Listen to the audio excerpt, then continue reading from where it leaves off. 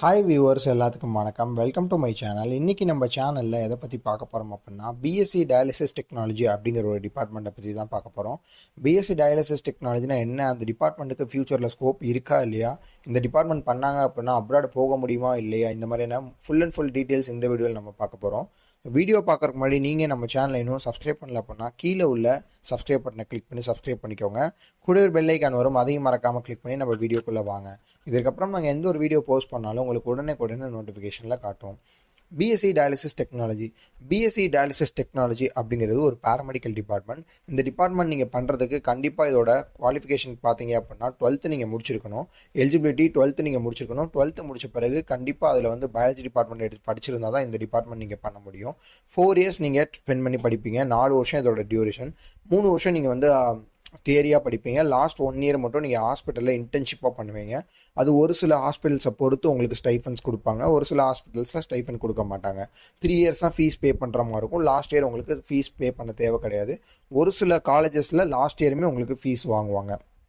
Okay, BSc dialysis டெக்னாலஜினா என்ன அப்படின்னு கேட்டிங்கன்னா, இப்போ நிறைய பேத்துக்கு தெரியும் டயாலிசிஸ் அப்படிங்கிறது கிட்னி யாருக்கெல்லாம் ஃபெயிலியர் இருக்கோ இல்லை கிட்னி சம்மந்தப்பட்ட ப்ராப்ளம்ஸ் யாருக்கெல்லாம் இருக்கோ அவங்களுக்கு பண்ணக்கூடிய ஒரு ட்ரீட்மெண்ட் தான் டயாலிசிஸ் அப்படின்னு சொல்லுவாங்க. அந்த டயாலிசிஸ் மிஷின்ஸ் மூலயமா கிட்னி யாருக்கெல்லாம் ஃபால்ட்டாக இருக்கோ இல்லை ஒரு 2 கிட்னி இருக்கும் ஹியூமன் பீயிங்க்கு, அதில் யாருக்கெல்லாம் ப்ராப்ளம்ஸ் இருக்கோ இல்லை பெரிய பெரிய டிசீஸ் யாருக்கெல்லாம் இருக்கோ அவங்களுக்கெல்லாம் அந்த டயாலிசிஸ் மிஷினில் வந்து ட்ரீட்மெண்ட் கொடுப்பாங்க. இதுக்கு வந்து பார்த்தீங்கன்னா நெஃப்ராலஜிஸ்ட் அப்படிங்கிற ஒரு டாக்டர் இருப்பாங்க. அவங்க வந்து கிட்னிக்கு பார்க்கக்கூடியவங்க, அதாவது சிறுநீரகத்துக்கு பார்க்கக்கூடியவங்க. அந்த டாக்டர் தான் வந்து இந்த டயாலிசிஸ் டெக்னாலஜியை வந்து ஜாபுக்கு வந்து இது பண்ணுவாங்க. ஸோ அவங்களுக்கு கீழே நம்ம அசிஸ்ட் பண்ணுற மாதிரி இருக்கும். டயாலிசிஸ் டெக்னாலஜி அப்படிங்கிறது ஒரு நெஃப்ராலஜிஸ்ட்டுக்கு கீழே நம்ம அசிஸ்ட் பண்ணுற மாதிரி இருக்கும். நெஃப்ராலஜிஸ்ட் என்ன ரூல் சொல்கிறாங்களோ அதை வந்து நம்ம ஃபாலோ பண்ணிக்கிற மாதிரி இருக்கும். சரிங்களா? ஃபார் எக்ஸாம்பிளாக ஒரு பேஷண்ட் இருக்காங்க, அவங்களுக்கு வந்து இந்த கிட்னிக்கு வந்து இன்னைக்கு டயாலிசிஸ் வந்து இவ்வளோ தான் கொடுக்கணும் அப்படின்னு சொல்லிட்டாங்கன்னா அதை நம்ம டயாலிசிஸ் மிஷின்ஸ் மூலயமா டயாலிசிஸ் டெக்னாலஜி கம்ப்ளீட் பண்ணவங்க ஃபாலோ பண்ணிக்கணும். ஓகே, இப்போ டயாலிசிஸ் டெக்னாலஜினா என்ன அப்படின்னு கேட்டிங்கன்னா, டயாலிசிஸ் டெக்னாலஜினா கிட்னி பண்ணக்கூடிய ஒர்க்கை வந்து அந்த டயாலிசிஸ் மிஷின் வந்து பண்ணும்.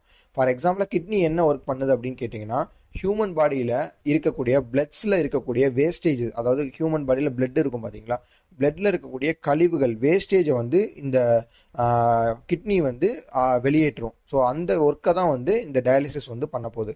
ஏன் அப்படின்னா பிளட்டில் இருக்க வேஸ்டேஜ் வந்து கிட்னி பண்ண முடியல, கிட்னி செயலிழந்துருச்சு, கிட்னியால் பண்ண முடியல அப்படின்னா கண்டிப்பாக அதை வந்து பார்த்தீங்கன்னா டயாலிசிஸ் மூலியமாக தான் நம்ம பண்ண முடியும். சரிங்களா?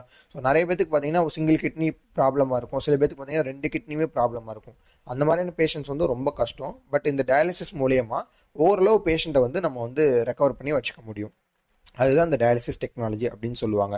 இந்த டிபார்ட்மெண்ட் ஆல்மோஸ்ட் அப்ராட்லேயும் சரி இங்கேயும் சரி நல்ல வேல்யூ இருக்குது. நீங்கள் தமிழ்நாட்டில் பண்ணாலும் சரி, படித்து முடிச்சுட்டு அப்ராட் நீங்கள் போகிறனால தாராளமாக போகலாம். 2 years நீங்கள் எக்ஸ்பீரியன்ஸ் வச்சுக்கிட்டிங்கன்னா அப்ராடுக்கு தாராளமாக உங்களால் போக முடியும்.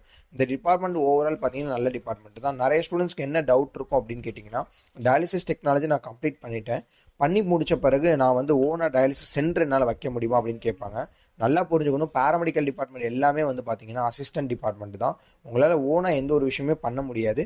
பட் டயாலிசிஸ் சென்டர் வைக்கலாம். ஆனால் உங்களுக்கு மேலே ஒரு நெஃப்ராலஜிஸ்ட் இருந்தால் மட்டும்தான் உங்களால் வந்து டயாலிசிஸ் சென்டர் வந்து வைக்க முடியும். ஏன்னா நெஃப்ராலஜிஸ்ட் ஒரு டாக்டர் இல்லாமல் நம்மளால் எதுவுமே பண்ண முடியாது.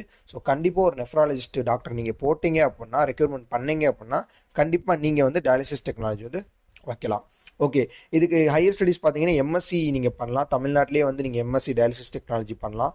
2 years நீங்கள் ஸ்பெண்ட் பண்ணி படிக்கிற மாதிரி இருக்கும். எம்எஸ்சி பண்ணீங்க அப்படின்னா ஒரு ஹையர் பொசிஷனுக்கு போவீங்க. அதாவது டேரெக்டாக வந்து டயாலிசிஸில் வந்து இன்சார்ஜாக போவீங்க. டேரெக்டானா ஒரு 2 years எக்ஸ்பீரியன்ஸ் ஆன பிறகு நீங்கள் சீக்கிரமாகவே இன்சார்ஜ் ஆயிடலாம். ஓகேங்களா? இன்கேஸ் டயாலிசிஸ் பற்றின டீட்டெயில்ஸ் உங்களுக்கு தேவைப்படுது, டயாலிசிஸ் பற்றின காலேஜஸ் எனக்கு தெரியல, தமிழ்நாட்டில் நான் அட்மிஷன்ஸ் போடணும் அப்படின்னு விருப்பப்பட்டீங்க, எங்கெங்கே ஃபீஸ் ஸ்ட்ரக்சர்ஸ் எவ்வளோ வருங்கிறது எனக்கு தெரியல, தமிழ்நாட்டில் அட்மிஷன்ஸ் போடணும்னு நீங்கள் விருப்பப்பட்டீங்க அப்படின்னா டிஸ்கிரிப்ஷன் கீழே கான்டாக்ட் நம்பர் இருக்கும். கான்டாக்ட் பண்ணிங்கன்னா நீங்கள் தமிழ்நாட்டில் வந்து ஈஸியாக டயாலிசிஸ் வந்து டெக்னாலஜி வந்து அட்மிஷன்ஸ் பண்ணிக்கலாம். இன்கேஸ் உங்களுக்கு கான்டாக்ட் பண்ண ரொம்ப கம்ஃபர்டபுளாக இல்லை அப்படின்னா, நாங்களே உங்களை கான்டாக்ட் பண்ணணும் அப்படின்னு நீங்கள் நினச்சிங்க அப்படின்னா இந்த லிங்க் டிஸ்கிரிப்ஷனில் பார்த்தீங்கன்னா ஒரு கூகுள் ஃபார்ம் இருக்கும். அந்த ஃபார்மில் வந்து உங்களோட நேமு, நீங்கள் என்ன டிபார்ட்மெண்ட் ஆசைப்பட்றீங்க அப்படிங்கிறத ஒரு ஃபார்மை ஃபில் பண்ணீங்க அப்படின்னா நம்மளோட ஸ்டாஃப்ஸே உங்களுக்கு வந்து ரெஸ்பான்ஸ் பண்ணுவாங்க. பட் நீங்கள் அந்த ஃபார்மை ஃபில் பண்ணுறதை காட்டிலும் கால் பண்ணீங்க அப்படின்னா உங்களுக்கு உடனே டீட்டெயில்ஸ் கிடைக்கும். ஸோ கேஸ் கால் பண்ண முடியாதவங்க, ஆப்ஷன் இல்லாதவங்க அந்த ஃபார்மை வந்து நீங்கள் ஃபில் பண்ணிக்கலாம். இந்த மாதிரியான மோர் அப்டேட்ஸ்க்கு நம்மளுடைய சேனலை சப்ஸ்கிரைப் பண்ணி வச்சுக்கோங்க. உங்கள் ஃப்ரெண்ட்ஸ் அண்ட் ரிலேஷன்ஸ் யாராவது இருந்தாங்க அப்படின்னா அவங்களுக்கும் ஷேர் பண்ணுங்கள். நெக்ஸ்ட் வீடியோவில் பார்க்கலாம். வேறு ஏதாவது கோர்ஸ் பற்றின டீட்டெயில்ஸ் தேவைப்படுச்சுன்னா அந்த கோர்ஸோட நேமு கீழே மறக்காமல் கமெண்ட் பண்ணுங்கள். தேங்க்யூ.